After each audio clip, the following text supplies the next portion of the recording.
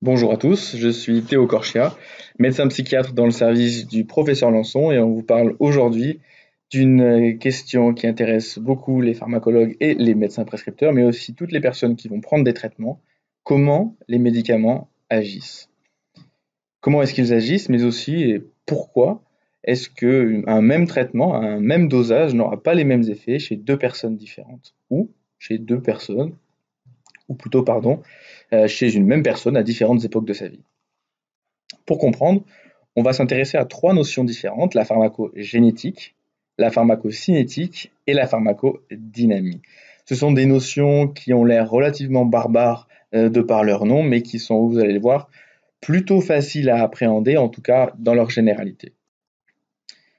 Donc les objectifs aujourd'hui, ça va être de comprendre le devenir d'un médicament dans l'organisme, les différences qu'il y a entre pharmacocinétique et pharmacodynamie, pour PK et PD, et comprendre la pharmacogénétique.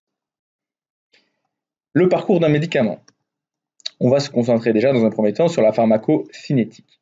Donc la pharmacocinétique, on pourrait le décrire comme l'action du corps sur le médicament. Autrement dit, qu'est-ce qu'il devient, ce médicament, une fois qu'on l'a ingéré. Donc depuis son absorption, en passant par sa distribution dans la circulation sanguine générale, son métabolisme, on va voir ce que ça veut dire, et son excrétion. On se concentre déjà sur la pharmacocinétique. Donc, on l'a dit, ça commence, la pharmacocinétique, par son absorption.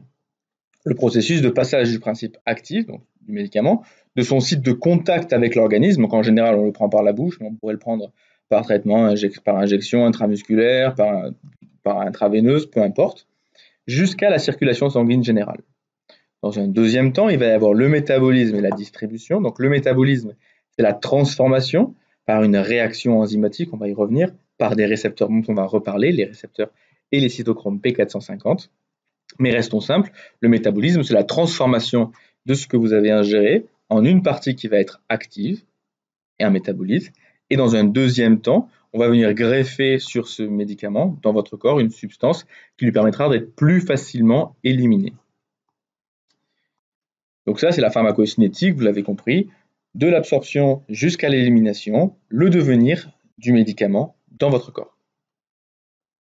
Maintenant, si on s'intéresse au pourquoi est-ce qu'il n'y a pas chez tout le monde le même parcours du médicament, eh bien parce qu'il y a des facteurs de variabilité, l'âge, le sexe, et il peut y avoir des femmes enceintes, des pathologies qui vont interférer, une alimentation qui va avoir, et on s'en rend compte de plus en plus avec le microbiote, des éléments qui vont perturber cette pharmacocinétique. Le tabagisme, ça c'est bien connu, et une notion dont on va reparler qui est au centre vraiment des différences entre les réponses entre les personnes par rapport à un même traitement, c'est le polymorphisme génétique.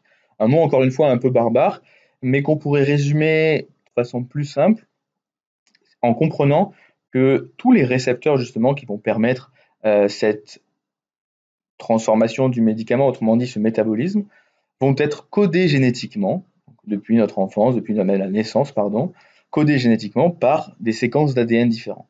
Et il se trouve que ces séquences d'ADN vont avoir des allèles différents et que donc chaque récepteur va avoir en général deux ou plusieurs allèles et que c'est cet élément-là déterminant, c'est-à-dire l'allèle, qui va faire si votre récepteur est plutôt actif ou plutôt inactif. On rentrera dans les détails encore une fois tout à l'heure. Pour la pharmacodynamie, donc vous l'avez compris, la pharmacocinétique, c'est l'étude du corps sur votre médicament, ou l'action du corps sur votre médicament. La pharmacodynamie, c'est le contraire. C'est l'action du médicament sur votre corps. Autrement dit, une fois que le médicament a ciblé sa zone d'action, par exemple dans le cas des médicaments qui vont lutter contre les hallucinations, autrement dit les antipsychotiques, le cerveau, comment est-ce qu'il va pouvoir y avoir une action, bénéfique ou pas, mais en tout cas une action sur le cerveau. D'accord? Ça, c'est la pharmacodynamie. On rentrera dans le détail un petit peu plus tard, mais là déjà dans un premier temps, on essaie de comprendre bien les différents termes. Donc c'est de par cette action-là qu'on va avoir un résultat thérapeutique, de par la pharmacodynamie. Dans un premier temps, vous l'avez compris, la pharmacocinétique, on regardait l'étude du médicament dans le corps, on regardait comment est-ce qu'il était absorbé, par où est-ce qu'il passait, ce qui nous permettait éventuellement de pouvoir faire des dosages, d'accord, des dosages du médicament, pour savoir où est-ce qu'en était le médicament dans l'organisme, mais ça ne nous disait absolument pas, la pharmacocinétique, où est-ce qu'on en était en termes thérapeutiques. Ça nous explique juste comment est-ce qu'est le médicament. La pharmacodynamie, c'est les effets du médicament. Et là encore, il y a une grande variabilité entre les individus, et on retrouve là encore le polymorphisme génétique. Maintenant, si on s'intéresse à la pharmacogénétique, on a vu la pharmacocinétique, on a vu la pharmacodynamique, maintenant on s'intéresse uniquement à la pharmacogénétique. Donc au lien qu'il va y avoir entre polymorphisme génique et variabilité de la réponse à un traitement. Vous vous rappelez, le polymorphisme génique, c'était le fait de voir que chaque gène qui codait par exemple pour un récepteur pouvait avoir des allèles différents et que ces allèles-là allaient conduire à une réponse différente de ce même récepteur. Donc l'objectif de la pharmacogénétique, c'est de prédire la réponse thérapeutique en se disant, si on arrive à connaître le récepteur par lequel passent les traitements et si on arrive à connaître en même temps, de par le polymorphisme génétique, si on arrive à connaître ce polymorphisme-là chez un individu, et donc qu'on arrive à comprendre à quelle vitesse et comment fonctionne un récepteur pour un traitement, on doit pouvoir comprendre précisément pour un individu, et pas de façon théorique pour un ensemble d'individus, comment est-ce qu'il fonctionne, ce traitement à cette posologie-là, à ce dosage-là, si vous voulez, chez cet individu-là. Et donc, comme ça, par cet effet-là et par cette connaissance-là, ça pourrait prévenir le risque d'apparition d'effets indésirables, prévenir le risque d'inefficacité, parce que si on donnait un traitement qui passe par un récepteur chez une immense majorité de personnes, mais qu'on savait à l'avance que cette personne ou ce patient à qui on voudrait prescrire le traitement n'avait pas ce récepteur, ou plus simplement que ce récepteur était inefficace, on éviterait de prescrire inutilement et, disons, dans le vide ce traitement. Donc ça pourrait en fait individualiser complètement les prescriptions et faire en sorte qu'on arrive à une thérapie beaucoup plus individuelle pour chaque patient, beaucoup plus précise en fait, et qui ne soit pas du tout quelque chose d'empirique et de théorique. En plus, on avait noté diminution des coûts. Pour une raison très simple, ce n'est pas uniquement les coûts financiers, même si ça participe aussi, les coûts aussi en termes d'hospitalisation, les coûts en termes de souffrance, parce que du coup, vous n'avez pas à avoir des traitements qui soient inefficaces sans savoir que vous n'avez simplement pas les bons récepteurs. Et toutes ces données-là, en fait, on pourrait les connaître par la pharmacogénétique. Attention, je ne veux pas donner de faux espoirs ou avoir l'impression de dire que c'est quelque chose de magique qui résout absolument tout. C'est quelque chose qui est déjà encore en train d'évoluer, qui est vraiment en pleine croissance, mais qui marche déjà et qu'on peut déjà doser, on va y revenir. Hein. Donc, dans un premier temps, si on s'intéresse au polymorphisme génétique, je vous ai expliqué tout à l'heure, ou en tout cas on a vu que dans le métabolisme, pour la pharmacocinétique, il avait besoin, notre médicament ingéré, d'être transformé, et d'être transformé par des récepteurs. Les récepteurs donc, vont être les récepteurs, les cytochromes P450, on va y venir, et on va avoir, tant au niveau pharmacocinétique que pharmacodynamique, un polymorphisme génétique qui va faire qu'on a une réponse différente en fonction des individus. Si on s'intéresse au niveau pharmacogénétique, donc dans la pharmacodynamie maintenant, on retrouve, donc là je vous ai donné pour exemple, mis plutôt sur cette diapositive, différents antipsychotiques ou neuroleptiques, avec, si vous voulez, leur zone d'action prioritaire en termes de récepteurs. On voit que, par exemple, on va retrouver très souvent le récepteur D2 pour l'aripiprazole comme récepteur principal. On connaît pour chaque traitement les récepteurs qu'il va cibler. Donc là, c'était simplement à titre indicatif. Il y en aurait d'autres, évidemment, bien sûr, en fonction des autres traitements. Intéressant aussi, vous voyez que chaque traitement ne passe pas que par un seul récepteur. Il y a encore de nombreuses choses à connaître, il y a encore des choses qui sont à individualiser. C'est pour ça qu'au niveau pharmacodynamique de ce côté-là, il y a encore une recherche clinique en cours, évidemment, qui est très, très, très importante, qui est mise en pratique dès à présent parce qu'on peut tester certains de ces récepteurs.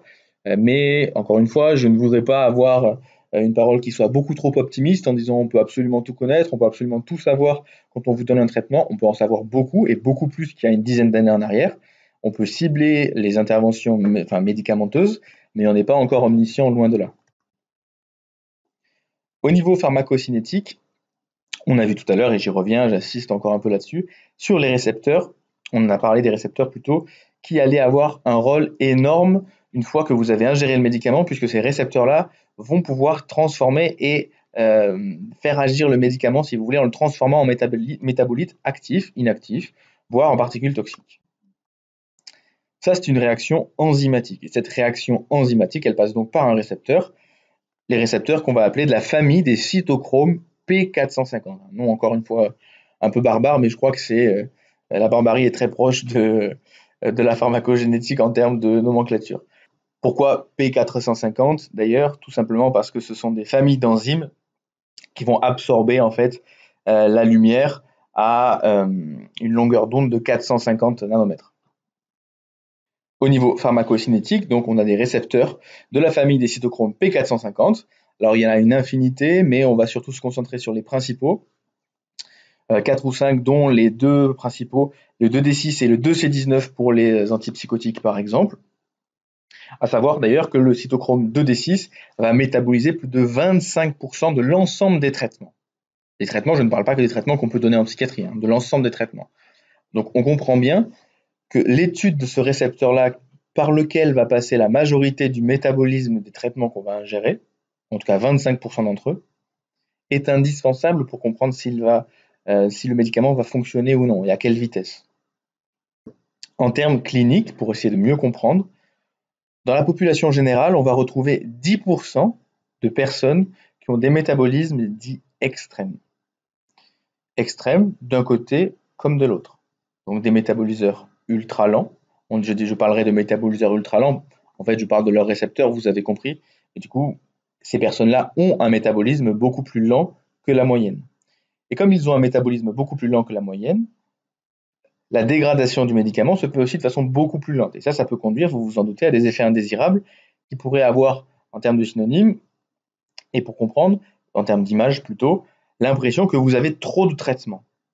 Et à l'inverse, des métaboliseurs ultra rapides qui eux vont dégrader très vite la molécule et qui donc auront très vite le sentiment que la molécule est efficace peut-être, mais sur une période très courte. D'accord? Et ça, ce sont des données qu'on peut percevoir très facilement en clinique. Il y a énormément de personnes qui peuvent se plaindre, soit d'effets indésirables, soit d'un traitement qui est efficace sur une courte période, puis ensuite qui n'est plus efficace. Et donc, plutôt que de doser de façon empirique ou d'augmenter de façon empirique les traitements, on peut, avec ces éléments-là de pharmacogénétique, mieux comprendre pour adapter les posologies. Dans la population générale, vous avez 80% de personnes qui ont un métabolisme qu'on appellera extensif ou normal, et 10% qui auront un métabolisme intermédiaire d'un côté comme de l'autre. Mais une personne sur 10 vraiment avec un métabolisme extrême, chez qui il faudrait avoir cette donnée-là pour pouvoir ajuster mieux les choses. Donc ça, c'est un petit peu de la nomenclature, mais comment est-ce qu'on classe les cytochromes P450? On ne détaillera pas trop aujourd'hui, sinon il y a 4 familles, 6 sous-familles. Donc par exemple, dans le cas du cytochrome P450 2D6, 2 ce serait la famille, D ce serait la sous-famille et 6 ce serait le groupe. Ensuite, le variant, ce sera ce qui va nous faire dire si par rapport à l'allèle, le cytochrome 2D6 est actif, très rapidement, ultra rapidement, donc on appellera ça un métabolisme UM, ou au contraire est peu actif parce que son allèle fait qu'il est peu actif et que donc les médicaments seront aussi malheureusement moins bien métabolisés. Si on essaie de faire simple et qu'on retient pour cette première vidéo de pharmacogénétique des points importants, la pharmacogénétique, vous l'avez compris, c'est l'adaptation du traitement à chaque patient en fonction de ses caractéristiques génétiques. Il y a un écart, encore une fois, entre la connaissance scientifique et le faible développement en routine. Quelque chose qui est en train de changer, mais qui change doucement. Des prescripteurs qui sont peu habitués avec la notion de pharmacogénétique, mais qui sont, je l'espère et je le sais, pour une grande majorité d'entre eux, en train de s'y former et de s'y intéresser, parce que c'est des notions capitales, à partir du moment où vous prenez un traitement, de connaître vraiment le capital génétique, et donc le polymorphisme génétique de leurs patients. Et donc la place de la pharmacogénétique, le développement du médicament clinique et en recherche. Et donc pour ceux qui voudraient aller un petit peu plus loin dans le sujet et approfondir un petit peu, je vous ai mis différents liens ici d'études, alors beaucoup plus récentes pour le Lancet de 2019, qui est extrêmement détaillée, extrêmement précise. Une des premières intéressantes sur le sujet qui date de 2001. Mais voilà. Alors là, c'était encore une fois une vidéo générale pour essayer de reprendre les différents termes qui sont complexes de pharmacodynamie, de pharmacogénétique, et dynamie cinétique. Tout ça, ça paraît en tout cas assez obscur, assez sombre.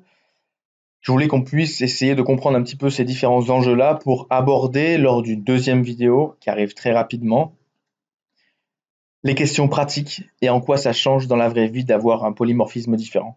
En quoi c'est important de savoir ça, par exemple, dans les applications pratiques, cette fois en psychiatrie, et comment est-ce qu'on va en tenir compte pour modifier l'ordonnance des patients et pour qu'ils puissent avoir vraiment une prescription individualisée et qui puisse être, encore une fois, la plus précise possible. J'espère que ça a été le plus clair possible et je vous dis à très vite pour une prochaine vidéo.